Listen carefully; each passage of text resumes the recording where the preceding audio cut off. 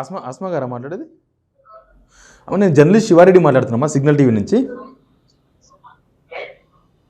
Hello, చెప్పండి. ఏమైందమ్మా? Arrest చేసిండ్రా పోలీసులు? అవును సార్, పొద్దునే చేసిండ్రు. ఆ, పొద్దునే చేసిండ్రు. అది వీళ్ళు ముట్టడానికి కూడా కాదు కానీ జస్ట్ వాళ్ళు సీఎం దగ్గర పోయి రిప్రజెంటేషన్ ఇచ్చుకోవాలని పెట్టిరట గ్రూప్ లో. ఇంతకుముందు యాక్టివ్ గా పార్టిసిపేట్ చేశారు. ఇప్పుడు నన్ను ప్రస్తుతం అరెస్ట్ చేశారు. అదే ఈరోజు సీఎంను కలిసి మీరు వినతి పత్రం ఇద్దామనుకున్నారా? నిరసన కూడా కాదు సార్, జస్ట్ రిప్రజెంటేషన్ ఇద్దాము, మళ్ళీ అసెంబ్లీ సమావేశాలు ఉన్నాయి కదా, ఒకసారి మేము గుర్తు చేసినట్టు అవుతుంది అని చెప్పేసి వాళ్ళు పెట్టిర్రు. అసలు నా ప్రమేయమే లేదు దీంట్లో. ఎక్కడ ఉంటారు మీరు? ఎక్కడ తీసుకుపోయిన పోలీసులు? మాణికేశ్వరి నగర్ స్టేషన్. మీరు ఉండేది మాణికేశ్వరి నగర్ ఓయూ దగ్గర. ఆ, ఇప్పుడు ఓయూపీఎస్ లో ఉన్నారా? ఇప్పుడు OAPS లో ఉన్నాం. ఎప్పుడు తీసుకుపోయినమ్మా మిమ్మల్ని? మార్నింగ్ 7:30, 7:20 అట్లా వచ్చారు వాళ్ళు. నేను కోఆపరేట్ చేసిన సార్, నాకు మిస్టేక్ ఏం లేదు, నేను ఏం పెట్టలేదు అని అంటే జస్ట్ ఎంక్వైరీ చేసి వదిలేస్తాను అన్నారు. అయితే నాకు సైలెంట్ పెట్టాలి, నాకు టైం అయితే, నాకు హెల్త్ బాగాలేదని చెప్పిన 2 days నేను ఫీవర్ తోటే ఉన్నా, రెస్ట్ లో ఉన్నా.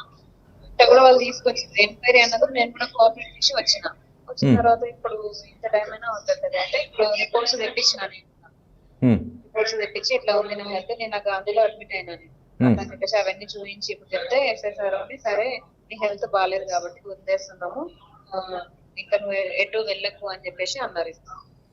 ఏంది మీరు రేవంత్ రెడ్డి ఇంటి దగ్గర లాస్ట్ టైం కూడా పోయింది కదా, మీరే కదా మోకాల మీద కూర్చొని ఉద్యోగం ఏమని అడిగింది? ఏందో ప్రధానమైన డిమాండ్ ఏంది? మీరు గురుకుల అభ్యర్థులు. అవును, ప్రధానమైన డిమాండ్ ఏంటంటే మాకు పీజీటీ ఫస్ట్ ఇవ్వడం వల్ల డిసెండింగ్. ఒక నిమిషం ఆస్మా గారు, ఒక నిమిషం, మీ దగ్గర వేరే సౌండ్ వస్తుంది, అది కొద్దిగా ఆపుతారా? స్టేషన్ కదా సార్, అట్లా స్టేషన్లో ఉన్నారా? ఓకే, చెప్పండి. డిసెండింగ్ ఆర్డర్ ఫాలో అవ్వకపోవడం వల్ల 3000 బ్యాక్లాగ్స్ మిగిలిపోతున్నాయి, అవుతున్నాయి. అయితే వాళ్ళు ఏమన్నారు, కోర్టు ద్వారా మనకి ఇంటీరియం ఆర్డర్స్ వచ్చినాయి కదా, అయితే ఇవి 1:1 వాళ్ళకి అయిపోయిన తర్వాత మీకు ఇస్తామని అన్నారు. అయితే ఆల్రెడీ వాళ్ళకి జాయినింగ్ ఆర్డర్స్ ఇచ్చేసారు, అన్ని అయిపోతున్నాయి, కానీ ఎలాంటి స్పందన లేదన్నట్టు. లేనందుకు వీళ్ళు మిగతా వాళ్ళు ఉంటారు కదా, ఇప్పుడు నేనంటే నాకు ఎగ్జామ్ ఉంది సార్, BSc ఎగ్జామ్ ఉన్నందుకు నేను వెళ్ళట్లేదు కూడా. ఓకే, అయితే ఎగ్జామ్స్ లో ఉన్నాం మేము, వీళ్ళు తీసుకొచ్చిర్రు ఈ రోజు. నేను డిసెండింగ్ ఆర్డర్ ఫాలో అవ్వకపోవడం వల్ల పీజీటీ ఫస్ట్ ఇవ్వడం వల్ల 3000 బ్యాక్లాగ్స్ అవుతుంది. ఆ బ్యాక్లాగ్స్ లేకుండా ఫిల్ చేయాలని చెప్పేసి మా డిమాండ్. అంతే, దానికి ఎలాంటి స్పందన లేదు గవర్నమెంట్ నుంచి. అప్పుడు రేవంత్ రెడ్డి ఇంటికి పోయింది కదమ్మా మీరు? అవును, కానీ రేవంత్ రెడ్డి సార్ కలవలేదు కదా మాకు. కదా అక్కడికి వెళ్ళి అంత ఇష్యూ అయినాక కూడా తెలిసిన తర్వాత కూడా ఏ విషయం తెలియట్లేదు, క్లారిటీ లేదు, అట్లానే ఇంకా మేము తిరుగుతానే ఉన్నాము. ఓకే ఓకే, ఇప్పుడు పంపిస్తున్నారా? పోలీస్ స్టేషన్ వెళ్ళిపోమన్నారా? నాకు హెల్త్ బాగాలేనాక రిపోర్ట్స్ చూపించినాం సార్, చూపిస్తే సరే వదిలేస్తామని చెప్పేసి అన్నారు, ఎటు వెళ్ళకు అని చెప్పేసి అన్నారు. ఓకే అమ్మా, ఓకే ఓకే, థ్యాంక్ యూ. ఈరోజు గురుకుల అభ్యర్థులు ఈ డిసెండింగ్ ఆర్డర్ ఫాలో కాకపోవడంతో అన్యాయం జరిగింది, ఒక్కరికే 3-4 పోస్టులు వచ్చినాయి, రానోళ్ళకి రాలేదు అనేది వాళ్ళ ప్రధానమైన డిమాండ్. లాస్ట్ మనకు 1 month బ్యాక్ పెద్దమ్మ గుడి దగ్గర మోకాల మీద కూర్చొని కొంగులు ఆపి సీఎం గారు మాకు ఉద్యోగాలు ఇవ్వండి, ఇక్కడ అన్యాయం జరుగుతుందని చెప్పారు కదా. ఇట్లాంటివి పరిశీలించవచ్చు కదా, ప్రభుత్వం ఉన్నది ఎందుకు? ఎవరికైనా బాధ అయితే పరిశీలించడం, వీలైతే చేయడం, లేకపోతే ఇది ప్రాబ్లం అని చెప్పడం, ఇదే ఈ నాన్సురే అవుతుంది. అసలు ప్రభుత్వంలో ఉన్న వాళ్ళు ప్రజా సమస్యలను అడ్రస్ చేయకపోవడం అనేది ఒక నేరం, అది వినడం ఇంపార్టెంట్ కదా. ఈ రకరకాల ఉప కమిటీలు, మంత్రివర్గ ఉప కమిటీలు, రకరకాల కమిటీలు అసలు దేనికోసం వేసినా కూడా తెలియదు. అట్లాంటి కమిటీలు వేసినప్పుడు ఒక నిరుద్యోగుల కోసమే సపరేట్గా ఒక కౌంటర్ వేయండి, ఒక ఉప కమిటీ వేయండి, ఎప్పటికప్పుడు చర్చిస్తుందేమో. ఇప్పుడు వీళ్ళ ఇష్యూ ఏందో సాల్వ్ చేయొచ్చు కదా. కొంతమంది రేవంత్ రెడ్డి గారిని కలిసి వినతి పత్రం ఇద్దామనుకుంటే అసెంబ్లీ నడుస్తుంది, అందరూ అసెంబ్లీ వైపే చూస్తారు కదా. అసెంబ్లీ నడుస్తున్నప్పుడే ప్రభుత్వం నుంచి ఏదైనా డిమాండ్లు రాబడదామనో, లేకపోతే కొన్ని సమస్యలు వినిపించే అవకాశం ఉంటే వినిపిద్దామనో ప్రయత్నం చేస్తారు.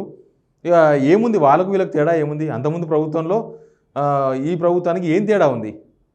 ఇక దీనికి ప్రజాపాలన అని పేరెందుకు పెట్టాలి? పొద్దుగా లేస్తే పిల్లల్ని తీసుకుపోవడం, పోలీస్ స్టేషన్లో వేయడం. వీళ్ళే మొన్న గ్రూప్ 1 ఎత్తుకపోయారు, ఇప్పుడు వీళ్ళే ఎత్తుకపోయారు గురుకులు. అంటే ఎవరైనా నోటు తెరిస్తే డిమాండ్ ఉంది, మాకు సమస్య ఉంది అంటే తీసుకుపోయి పోలీస్ స్టేషన్లో పడేయాలి. అలా సమస్య వినేది లేదు, ఆ సమస్యను పరిష్కరించేది లేదా? అసెంబ్లీ దగ్గర అయితే 100 మంది పోలీసులు ఉన్నారు, 100 మంది పోలీసులు. ఎందుకంటే వీళ్ళు ముట్టడిస్తారు, వీళ్ళు ముట్టడికి పిలిపియలే, వీళ్ళు అపాయింట్మెంట్ అడిగి మేము వస్తాము, వినతి పత్రం ఇస్తామని. అది ఇస్తే ఈ ముట్టడే ఉండదు.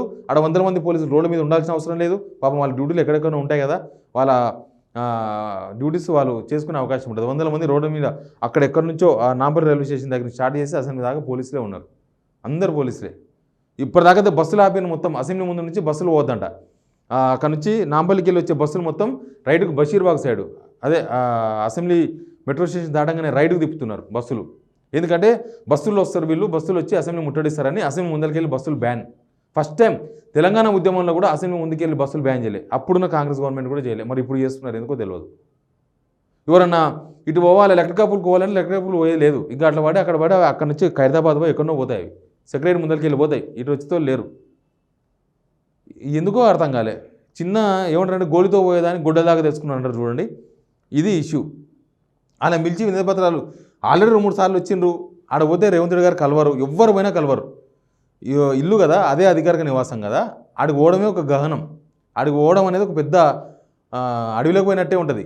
ఎందుకంటే పోలీసులు అడిగిన పోలీసులు పల్లెటూళ్ళకి వెళ్ళి వచ్చేవాళ్ళు జూబ్లీహిల్స్ పోనీకి ఆటోలోనో కార్లోనో పోవాల్సిందే తప్ప ఈ బస్సులు నమ్ముకొని పోలేరు. బేగంపేట అనేది వేరు, బేగంపేట అనేది అందరికీ అందుబాటులో ఉండే ఏరియా. అది జూబ్లీహిల్స్కి పోవాలంటే కొంత రిస్క్. పల్లెటూళ్ళకి వెళ్ళి వచ్చిన వాళ్ళు పోవాలంటే స్పెషల్గా ఆటో తీసుకొని పోవాలి. ఆడ ఆటో వాళ్ళు ఆపుతారు పోలీసు వాళ్ళు, ఆ దగ్గరలో ఏమో ఆగుతారు, ఇంటి దాకా పోనీయరు. ఎవరో నేనే పిఏ అని చెప్పి వచ్చి వినతిపత్రాలు తీసుకొని పోతారు. వాళ్ళు ఎవరో కూడా ఎవరు తెలియదు. ఇంకా తీసుకుపోయిన వినతిపత్రాలు చెత్తబుల్లో పడేసారు కూడా తెలియదు. మళ్ళీ దాని మీద ప్రభుత్వం నుంచి రెస్పాన్సే ఉండదు. ఎనీవే కొంత ఏం నోటిఫికేషన్లు ఇచ్చిండ్రు, ఎగ్జామ్స్ రాసే వాళ్ళు రాస్తున్నారు, ప్రిపరేషన్ రేపు డిఎస్సి ఉందంట మీకు, తీసుకుపోయి తెల్లవారుజామునే పోలీస్ స్టేషన్లో కూర్చోబెట్టుకున్నారు. ఏం లాభం? Please subscribe signal TV.